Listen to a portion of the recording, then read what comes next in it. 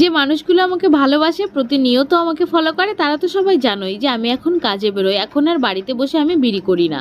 তো যাই হোক, আজকে কি হয়েছে জানো, আজকে অনেক সকাল সকাল ঘুম থেকে উঠলেও বাড়ি থেকে বেরোতে বেরোতে আমার একটু দেরিই হয়ে গেছে। ওই যে একই প্রবলেম, ট্রেন ধরার ব্যাপার থাকে, তো তাই তাড়াহুড়ো করে কাজ করতে করতে একটু দেরি করেই আমি বেরিয়েছিলাম। তাই বাড়িতে বসে কোনো রকম কোনো ভিডিও আজকে আমি শুট করতে পারি, তাই এখান থেকেই ভিডিওটা শুরু করছি। তো হ্যালো এভরিওয়ান, কেমন আছো সবাই? আশা করি সবাই খুব ভালো আছো, আমিও ভালো আছি। আজকে আরো একটা নতুন ব্লগের সাথে তোমাদের সকলকে জানাই অনেক অনেক স্বাগত। কাজের জায়গায় এসে সব থেকে আগে আমার যে কাজটা থাকে সেটা হচ্ছে আমার ড্রেসটা চেঞ্জ করা। ড্রেসটা চেঞ্জ করে কোনো রকমে আমি ড্রয়িং রুমে এসে একটুখানি জল খেয়ে লেগে পড়ি আমার। সারাদিন কিন্তু খুব একটা আমার কাজ করতে হয় না, আমার ডিউটি শুধু ওই যে ছোট বাচ্চাটাকে দেখলে ওকে দেখাশোনা করা, কিন্তু তার মধ্যেও ও যে খাবারটা খায়, ও যা যা করে সেটা কিন্তু আমাকেই ওকে করে দিতে হয়। আজ ওর খাবারে ছিল সকালে মুসুরির ডাল সিদ্ধ করেছিলাম, একটা ডিম সিদ্ধ দিয়েছিলাম, আর পাঁচ মিশালি একটু সবজি কুটে ওর জন্য একটু মাছের ঝোল করেছিলাম হালকা পাতলা করে। একদিকে রান্না চলছিল আর একদিকে আমি আমার চাটা করে নিয়ে খেতে বসে গেলাম। বেশিরভাগ সময়টা ওর মাই আমার জন্য চা বানিয়ে রেখে দেয়, তবে যেদিন খুব ব্যস্ত থাকে, যেহেতু ওনাকেও ডিউটিতে যেতে হয় সকালবেলা, তাই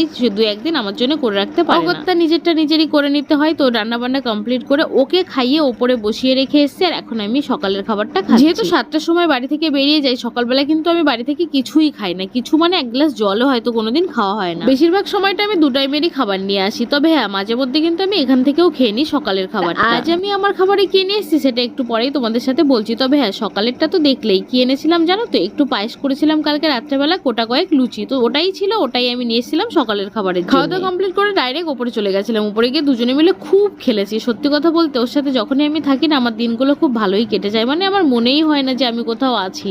ওই যে বাচ্চারা থাকলে পরে দেখবে এই জিনিসটা কিন্তু খুব হয়, মানে ব্যস্ততার মধ্যে দিয়ে তোমার সময়টা যে কখন বেরিয়ে যাবে তুমি জানতে পারবে না। ওপরে গিয়ে ওর সাথে খেলা করে 12টার সময় ওকে স্নান করে দিয়ে আবার 1টা 10-15তে ওকে আবার দুপুরের খাবারটা খাইয়ে দিয়ে তারপরে আমি নিচে এসেছি আমার খাবারটা খেতে। আর আজকে আমি দুপুরের লাঞ্চে কি কি নিয়ে এসেছিলাম সেটা তো তোমাদের দেখিয়েছি। কথা বলতে আজকে আমি নিরামিষ খাবার নিয়ে এসেছিলাম, যেহেতু সোমবার ছিল। তবে বিশ্বাস করো দুর্দান্ত হয়েছিল আজকের খাবারটা আমার কাছে। আজকে করেছিলাম পটল দিয়ে পোস্ত, আর করেছিলাম মুগ ডাল দিয়ে, সরি মটর ডাল দিয়ে, কুমড়ো শাক দিয়ে, আর একটা দুটো ওর মধ্যে সবজি দিয়ে একটা বড়া করে তরকারি করেছিলাম। এত ভালো হয়েছিল কি বলবো। জানো তো, যখন ভয়েস ওভার দিতে যাই না, অনেক কিছু গুলিয়ে যায়, মানে কোনটা কি ওই দেখে থেকে বলতে হয় বলে একটু উল্টো পাল্টা হয়, একটু ম্যানেজ করে নিই। খাওয়া দাওয়া করে একটুখানি ঘুমিয়েছিলাম। ঘুম থেকে উঠে আজকে না ওকে নিয়ে আর ঘুরতে বেরোয়নি, কারণ ওই যে ঝমঝমিয়ে বৃষ্টি শুরু হয়ে গেছিল, তাই জানলায় বসে সবাই মিলে বৃষ্টিটা উপভোগ করছিলাম। তারপর আর কি অনেক খেলাধুলা করার পরে 6টার সময় আমি বেরিয়ে গেলাম বাড়ির উদ্দেশ্যে। ট্রেনটাও ঠিক টাইম মতোই আজকে পেয়ে গেছিলাম, আর বাড়িতে আসার সময় নিয়ে এসেছিলাম আমাদের বাজার থেকেই একটুখানি মিষ্টি। তবে হ্যাঁ, মিষ্টি দই তো আমি কিন্তু খুব একটা বেশি পছন্দ করি না, তবে আজকে একটা স্পেশাল দিন ছিল, ওই কারণেই আমি মিষ্টি দইটা নিয়ে এসেছিলাম। তবে সত্যি কথা বলতে খুব ভালো ছিল খেতে।